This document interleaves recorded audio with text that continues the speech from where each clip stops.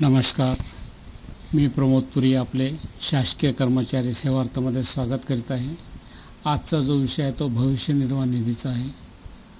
भविष्य निर्वाह निधी वर्ग 4 चे जे आपल्याला स्टेटमेंट तयार करायचे आहे आणि तसेच वर्ग 1 ते 3 पर्यंत आपल्याला त्यांचा जर डाटा व्हेरीफाय करायचा असेल तर त्या अनुषंगाने आपण एक्सेलचे शीट केलेले आहे।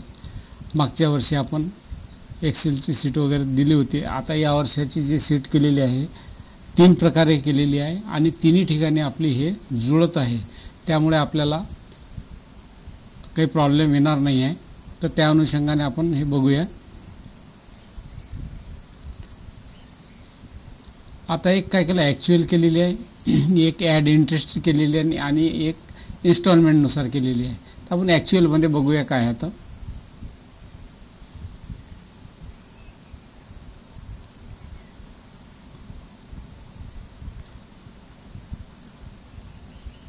आता काय झालं,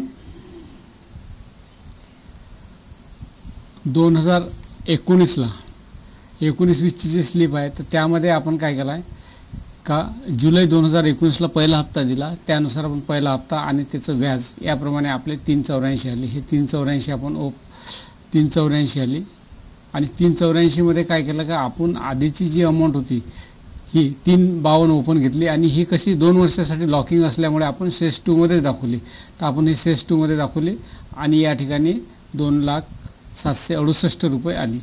आता ही आल्यानंतर आता हिचं हे 2 वर्षाचा पिरियड संपला, त्यामुळे आपण या वर्षामध्ये जी घेतलेली आहे ती 29,000 ही घेतलेली आहे, जे जुलै 21ला होती, जे 20 पासून देय होती। तर आता याला इथून 2 वर्ष लॉकिंग पिरियड आहे, हे 29ला आपण घेतलं आणि याच्यावर व्याज काढलं। हे व्याज आपलं 21 महिन्याचं आलं। तर हे 21 महिन्याचं जे काही व्याज आहे ते व्याज आणि शेष एक याची टोटल आली 373। आता 373 आल्यानंतर आपण काय केलं आहे, या ठिकाणी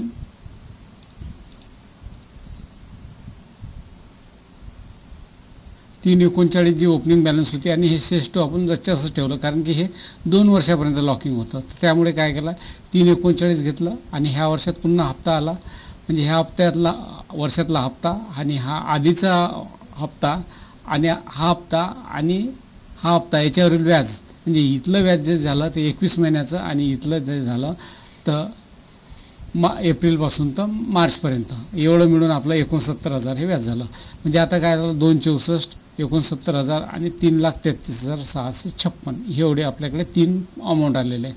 परंतु आता काय झालं की यामध्ये ह्या अमाऊंटमध्ये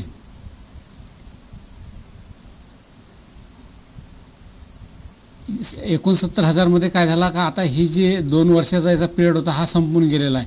मग संपून गेल्यामुळे आपल्याला काय करायला लागेल, इथून ही अमाऊंट काढावं लागेल आणि यामध्ये टाकावं लागेल। तर यामध्ये टाकावं लागेल तर कसं होईल, आता यामध्ये टाकताना आपण काय केलं आहे का, इथे आपली ओपनिंग बॅलन्स घेतली 3 लाख। आता 3 लाख म्हणाल तर या ठिकाणी आपल्याला कुठेच दिसत नाही 3 लाख, 264 आहे आणि 333 आहे। तर 3 लाख कशी आली, तर 3 लाख कशी आली, तर याच्यामध्ये आपण काय केलेलं आहे, L73 जो मागच्या वर्षीचा ओपनिंग बॅलन्स घेतला शेषवनचा आणि L73। आता L73 मध्ये जर आपण गेलो तर काय होत आहे, हे 36,000, तर हे काय आलं 33,622 हे आणि त्यावरील व्याज असं होत आहे 36,009। मग हे काय केलं आपण 36,009 ॲड केली, म्हणजे मग काय आलं, ओपनिंग बॅलन्स झाले 3,00,034 आणि यामध्ये हा हप्ता आला, हा हप्ता करून आपल्याला आलं 5,28,000। हे आपण काय केलं का, जेव्हा जसे जसे आपले हप्ते आलेले आहेत तसे तसे आपण काय केलं त्यामध्ये ॲड केलेला आहे आणि प्रत्येकाचा 2 वर्षाचा जो पिरियड आहे तो आपण इथे या ठिकाणी काउंट केलेला आहे। परंतु एजीनी काय केलं, काउंट न करता त्यांनी फक्त खाली टिप दिली आहे आणि ते शेष 1 मध्ये टाकलं। आता तो पण प्रकार बघू काय आता। आता हे इंटरेस्टच्या याच्याप्रमाणे कसं होतं ते पण बघू। आता एजी प्रमाणे आता हे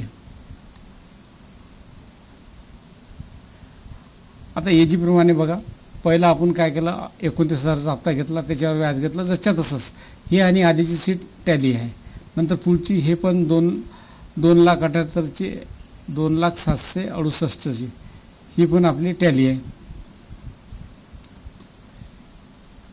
2 बरोबर आहे। आणि तिसरी बघू, तिसरी आपली 372ची येते। आता तिसरी बघू, या ठिकाणी ही या ठिकाणी 29,806चा आपण जुलै 21ला घेतलेला आहे आणि तो घेऊन त्याच्यावरचा 21 महिन्याचा याच्यावर व्याज केलेला आहे. 1 वरून 3 73 260 हे टॅली झालेलं आहे. नंतर आता पुढचं वर्ष आलं 22-23. तर 22-23मध्ये काय केलं आपण, ओपनिंग बॅलन्स 373 म्हणजे काय घेतली आपण, ही धरलीच नाही, डायरेक्ट ही धरलेली आहे, म्हणजे दोघांची टोटल धरून घेतलेली आहे आपण. तर ही घेतली, यामध्ये आपल्याला आलं. आणि हा जुलै 2022ला जो हप्ता दिला, जो 21चा होता, तो आपण या धरला. आणि या ठिकाणी हे करून 3,33,656. आणि नंतर पुढच्या वर्षात 3,06,656 हे 3,33,656 ओपनिंग बॅलन्स घेतली, हप्ता टाकला. आणि याप्रमाणे आपण केलं तर 5,28,044. आणि आधीच्या सीटमध्ये बघू, याच्यामध्ये किती आला, तर याच्यात पण 5,28,044 म्हणजे दोन्ही प्रकारे जरी केले तरी आपल्या सीट आपल्याला बरोबर टॅली होत आहे. बरोबर आहे.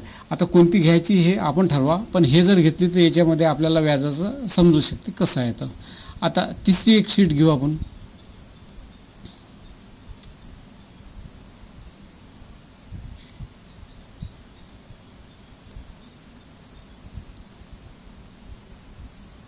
आता तिसरी सीट म्हणजे जणू काही आपल्याला या व्यक्तीला इन्स्टॉलमेंट मिळालंच नाही जुलै 19ला. बरोबर आहे. म्हणजे आपण त्याच्याप्रमाणे कॅल्क्युलेशन केलं, काहीच नाही, झिरो आलं. पुढच्या वर्षात पण आपण काहीच नाही घेतलं, झिरो घेतलं. त्याच्या पुढच्या वर्षी पण म्हणजे केव्हाच आपण घेतलं नाही, म्हणजे जणू काही याला मिळालंच नाही. आपल्याला कसं व्याज टॅली करायचं होतं, इथे पण घेतलं नाही आपण. चला आता 23-24ला यांची अमाऊंट आली 3,78,306. म्हणजे आपण 4ही हप्ते घेतले नाही, 4 हप्त्याचं व्याज घेतलं नाही. मग आपल्याला काय व्हायचं, आपली जी अमाऊंट आली होती ती अमाऊंट आपली किती आलेली आहे, 5,28,000. 5,28,000 आणि ही अमाऊंट येत आहे 3,78,000. म्हणजे मधातला जो अमाऊंट आहे तो आहे व्याज आणि 4 हप्ते. आता हे कसं आहे, एक्सेलच्या सीटच्या माध्यमातून आपण बघूया. आता आपण काय केलं का, पहिला हप्ता आपल्याला जुलै 2019ला मिळालेला, त्याच्यावरील 7.9% व्याज काढलं. ह्याची एक टोटल झाली व्याज आणि आधीचं मुद्दल याच्याप्रमाणे चक्रवाढ व्याज काढलं. मग याच्यावर काय होईल, याच्यावर व्याज आपलं सुरू झालं एप्रिलपासून. तर ही अमाऊंट आली, पुन्हा ही अमाऊंट व्याजाची आणि मुद्दल तेव्हाचं आलेलं, हे दोघांनी मिळून आपण टोटल घेतली. हे आलं 33,800. याच्यावर 7.1.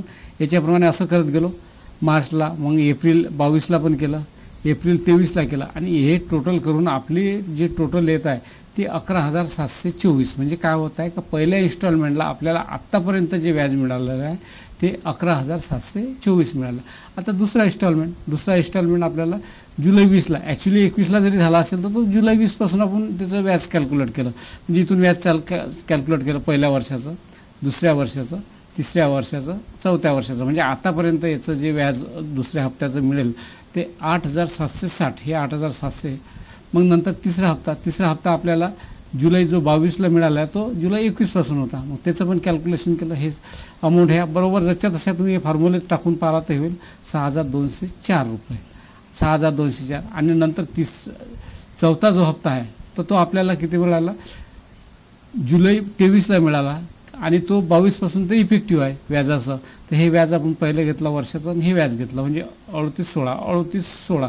म्हणजे याची टोटल आपली जी झाली हे मुद्दल झाली, हे 4 हप्ते आणि याच्यावरचं व्याज हे झालं 1,49,728. आणि ही जी अमाऊंट होती विदाऊट काही न केलेली 3,78,306 ही अमाऊंट मिळवली. म्हणजे मग किती होते, 5,28,034. आणि इकडे बघू काय आता, इथं काय तर 5,28,044 आहे, आपलं तिकडे 34 आहे. फक्त 10 रुपयाचा फरक पडलेला आहे. आणि 10 रुपयाचा फरक हा आपण जे राऊंड फिगरमध्ये अमाऊंट केली होती तर त्या राऊंड फिगरमध्ये झालेला आहे हा. तर त्याच्यामुळे आपल्याला फक्त ओव्हरऑल हे म्हणायचं का टॅली आहे, 100% टॅली आहे. तर याच्याप्रमाणे जर तुमची सीट होत असेल, तुम्ही 19पासून जर ओळखत असाल आणि जर सेवार्थामध्ये जर तुम्हाला ती अमाऊंट वेगळी दिसत असेल तर तुम्ही सेवार्थाला मेल करा, ते तुम्हाला करेक्ट करून देईल. तुम्ही याला स्टिकअप राहा का तुम्हाला सेवार्थामध्ये अमाऊंट दिसत आहे म्हणून त्याला ते बरोबर आहे असं धरू नका. आपली सीट मॅन्युअली महत्त्वाची आहे, त्यानुसार त्यांच्याकडून आपण करेक्शन करू शकतो. आता मी जे उदाहरण पाहिले तर 5,28,000 जर असेल तर कधी कधी काय होतं 5,40,000, 50,000, 6 लाख असे पण अमाऊंट येत आहे ऑनलाईनमध्ये.